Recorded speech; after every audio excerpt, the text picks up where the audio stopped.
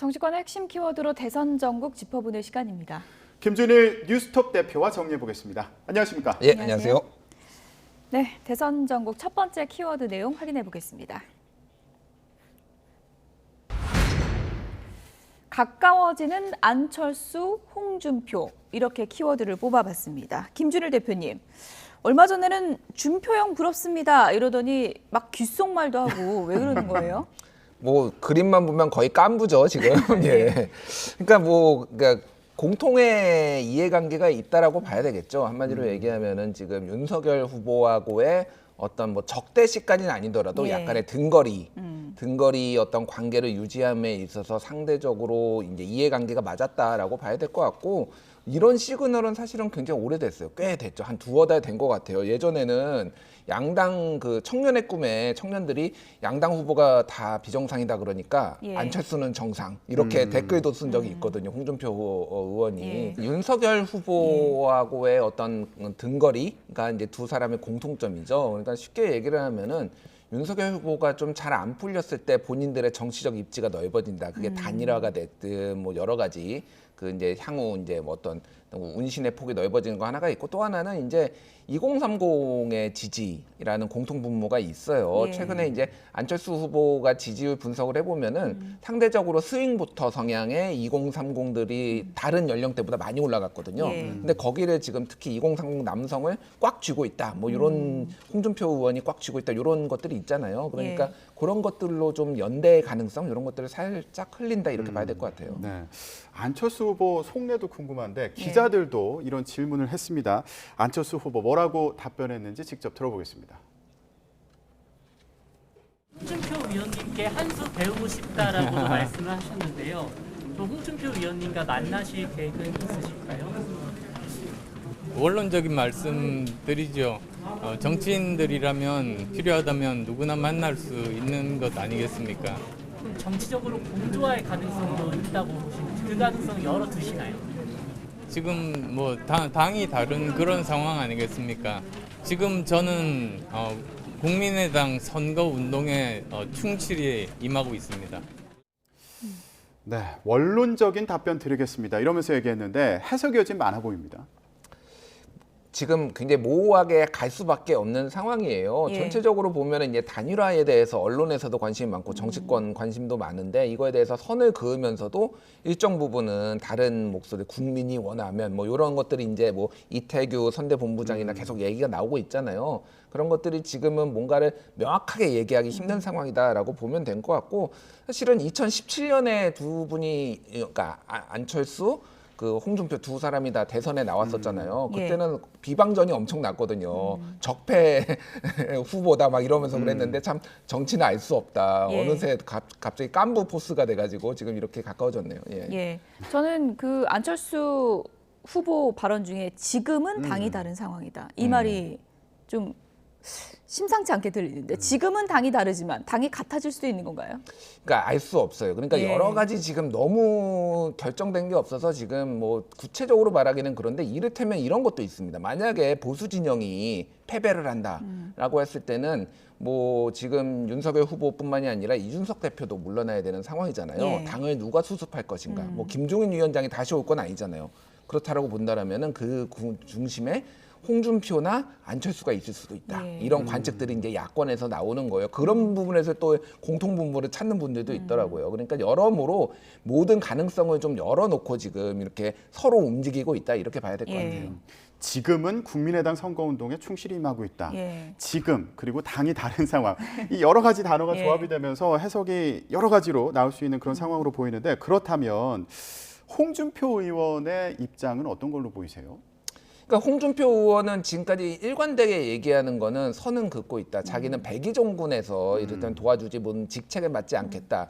그 홍준표 의원의 표현으로 따지면은 처가 비리가 너무 심하다, 이렇게 선을 긋는 거죠. 도덕성 얘기를 예. 계속하면서. 그럼 결국은 이 대선 이후를 보는 거죠, 사실은. 그렇다고 너무 안 도와줘 버리면은 네. 예를 들면은 윤석열 후보가 당선이 되거나 만약에 낙선하더라도 이거는 책임론이 돌아올 수가 예. 있는 거니까 적절한 상황에서 적절하게 도와주는 것 하면서 홍 의원도 전략적 모호성인가요? 전략적 모호성이죠. 지금은 그렇게 볼 수밖에 없고, 그거를 서로 이제 어떤 지점에서 만날지는 상황을 상황을 보면서 우리가 또 예측해 볼 수 있을 것 같아요. 홍준표 의원 지금의 뭐 스탠스를 표현하자면 모두까기 아니겠습니까? 예. 뭐 이재명 후보도 비판하고 또 두 후보 합쳐서 저질 대선이다. 뭐 이렇게도 하고요. 뭐 공책 줄게, 연필 줄게, 초등학교 대선 뭐 대선 치르냐 이런 거고 또 병사 월급 200만 원 윤석열 후보 공약은 헛소리라고 또 얘기를 했어요.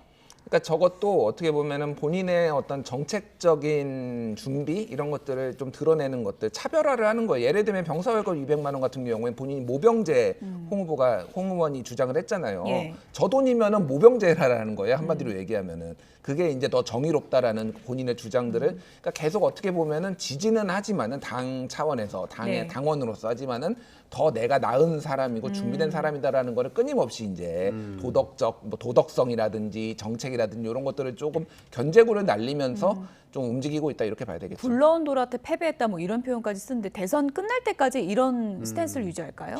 그건 알 수 없죠. 그건 알 수 없는데 이게 그러니까 한쪽으로 확 쏠려버리면은 예. 오히려 스탠스 정하기가 편해요. 근데 이렇게 지금 혼전 양상이고 단일화가 또 관건이 되는 선거다 보면은 지금 상황 같은 네. 게 유지가 된다라면 저렇게 계속 갈 가능성이 아직은 있다라고 판을 봐야죠. 읽고 있는 거군요. 예. 언제까지 이렇게 갈지 이것도 궁금한데 안철수 그리고 홍준표 이 두 사람 사이에 2030 청년 민심이 있다 이렇게 아까 설명을 해주시지 않았습니까? 근데요 지금 윤석열 후보도 2030 잡기에 한창입니다. 어제는 또 게임을 보러 갔어요. 익숙하지는 않아 보였는데 또 재밌다고는 하더라고요. 예. 이게 뭐 롤이라는 예. 게임 이제 보러 갔는데 어색하더라고요.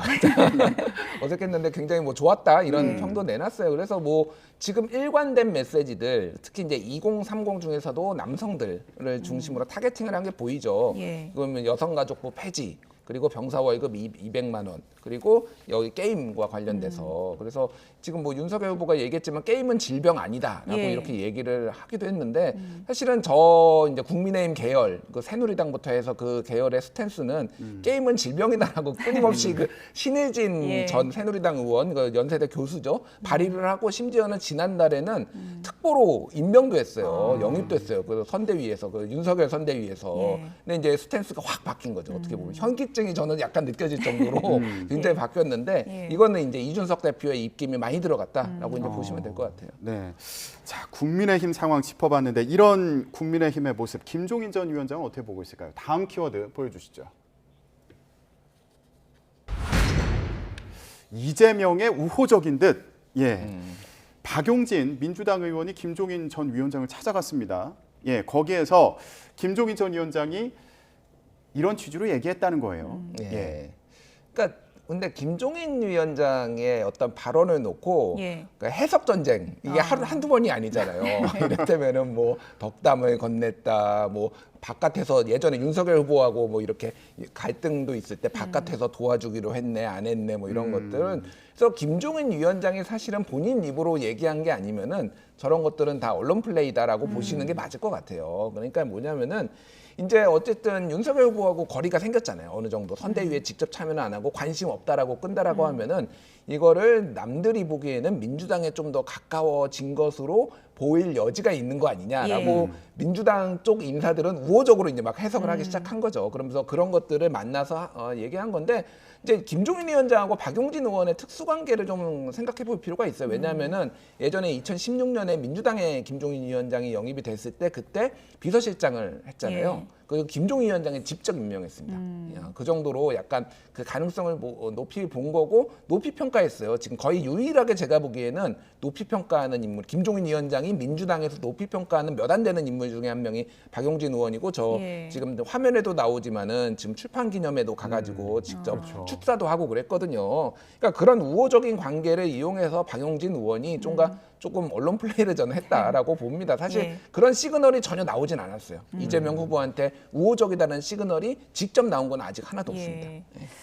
근데 제가 생각할 때는 김종인 위원장 자체가 이 대선판에서 잊혀지는 걸 좀 두려워하는 게 아닌가 행보를 보면 그런 생각도 들고 민주당에 본격적으로 가진 않더라도 뭐 예를 들어서 민주당에 가서 강연을 한번 한다든지 이재명 후보랑 뭐 비공개로라도 접촉을 한다든지 이런 거 하나하나가 굉장히 메시지가 크게 읽히지 않을까요? 어떻게 그렇죠. 보십니까? 그러니까 만약에 김종인 위원장의 직접 발언, 직접 행동이 있으면은 그런 거는 분명히 우호적인 시그널로 해석이 될 수가 있는데 아직은 이제 알 수가 없다라는 그럴 거고. 가능성은 있다고 보세요? 모르겠습니다. 정치는 이게 함부로 속단하면 안 되는 게 맨날 틀려서 오늘 갑자기. 굉장히 조심하시는 것 같습니다. 예. 그런데 가능성을 배제는 할 수가 없는데 전체적으로 보면은 지금까지의 어떤 스탠스, 그러니까 정권 교체론하고 정권 심판론을 얘기하셨던 분이에요. 근데 예. 갑자기 뭐 소위 말해서 팽당해서 이게 저쪽에 좀 붙는다 이런 느낌이 표에 도움이 될 것인가. 아마 김종인 위원장도 잘 아실 거예요. 그 부분은. 네. 그래서 그렇게 급작스러운 뭐 유턴이나 방향 전환은 저는 있지 않을 거라고 봅니다. 근데 김종인 위원장이라고 하면은 보통 본인이 키를 잡고 선거 전략으로 이제 그런 결과를 보여주는 그런 역할을 해오지 않았습니까?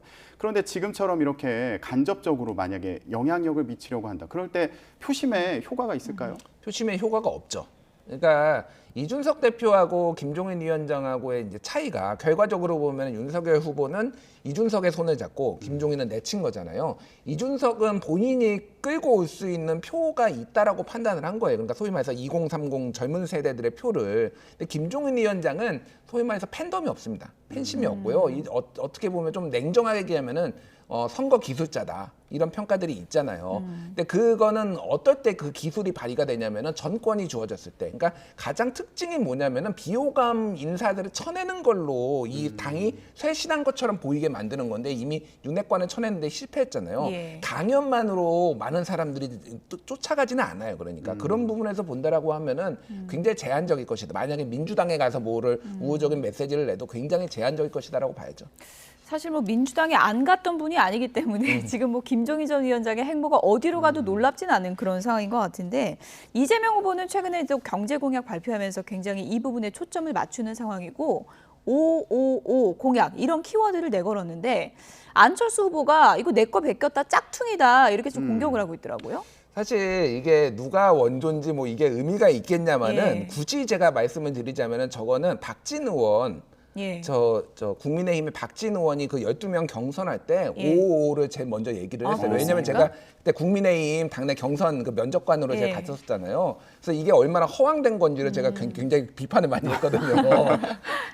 그때 그 박진 의원이 했던 555는 안 후보도 원조가 아니네요, 그럼. 그러니까 그렇게 따지면 예. 뭐 보셨는지 안 보셨는지 모르겠지만 박진 예. 의원 거를 그 원조가 아닌 거죠. 그래서 5%연 성장률까지 얘기를 했거든요. 여기에서 이재명 후보는 이제 주가 5천을 얘기를 하고 있고. 근데 지금 우리나라가 지금 작년 기준으로 한 3만 5천 달러 1인당 GDP가. 근데 이거를 5만 달러로 만들려면은 연평균 경제 성장률이 임기 내내 8%가 돼야 돼요. 그러면 전두환 때도 잘 하기가 힘들었던 거를 이게 예. 할 수가 있느냐라는 거니까 이건 뭐 이명박 후보의 747이 딱 떠올리는 거죠, 사실.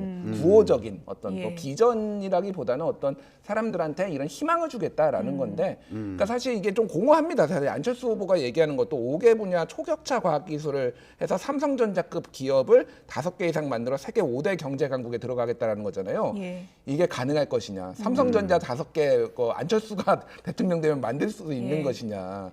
삼성전자가 어떤 기업입니까? 그러니까 전 세계에서도 흔치 않은 기업인데, 예. 그러니까 이것도 약간 구호적인 구호다. 저는 예. 그렇게 봅니다. 예. 짝퉁이냐 원조냐가 아니라 이제 실현 가능하냐 이제 그걸 더 자세히 따져보는 게 중요할 것 같습니다. 제3지대로 가보겠습니다. 다음 키워드 보시죠.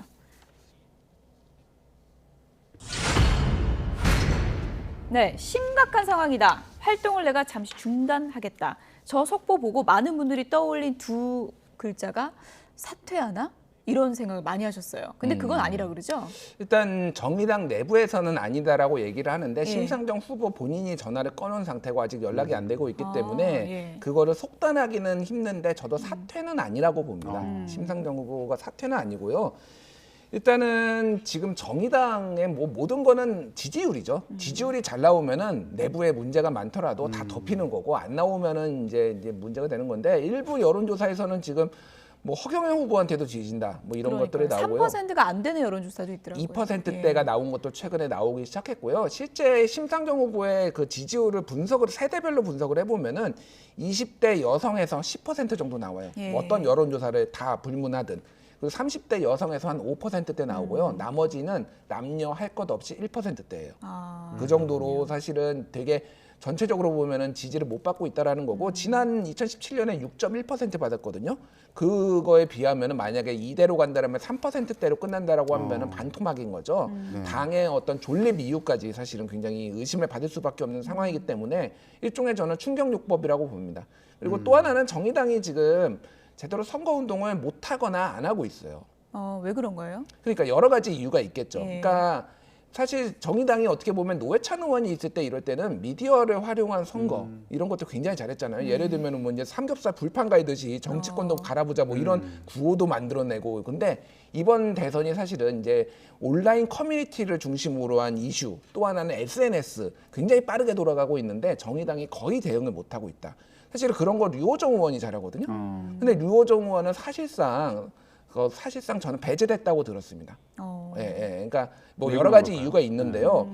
그러니까 지금 방송에도 보면은 고정 패널로 정의당 사람이 나오는 게 거의 없어요. 박원석 전 의원 정도나 방송에 나오고 있지. 이건 미디어가 이번 코로나 시국에서는 너무 중요하거든요. 예. 지금. 근데 정의당에서 그렇다고 그 방송국에 항의를 했다라는 얘기도 못 들었습니다. 제가. 그러니까 우리도 넣어줘야 되는 거 아니냐. 예. 나올 사람도 없는 거예요. 그러니까 총체적 지금 선대위가 난국이고 전략도 없고 뭐 그런 상황이다 보니까 지지율이 이렇게 나오는 거죠. 뭐 반등의 기회는 없을까요?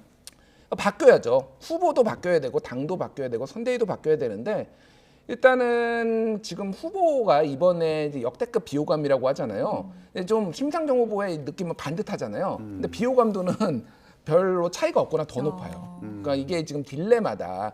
본인의 장점을 전혀 살리지 못하는 선거다라는 건데 기본적으로 주목을 너무 못 받습니다. 그러니까 똑같은 뭐 좀 심하게 표현하면 고장난 레코드 트는 것 같다. 똑같은 얘기 또 틀으면은 예. 기대치가 낮은 거예요. 뭐 들으나 마나한 얘기 그런 것들을 그러면은 전략적으로도 뭔가 보완을 해줘야 되는데 그런 것들이 전혀 안 이루어지는 거는 당의 문제인 거죠. 그런 거는 선대위의 문제인데 그게 모두가 다 지금 안 돌아가고 있다라는 거고 또 하나는 하나만 말씀드리면은.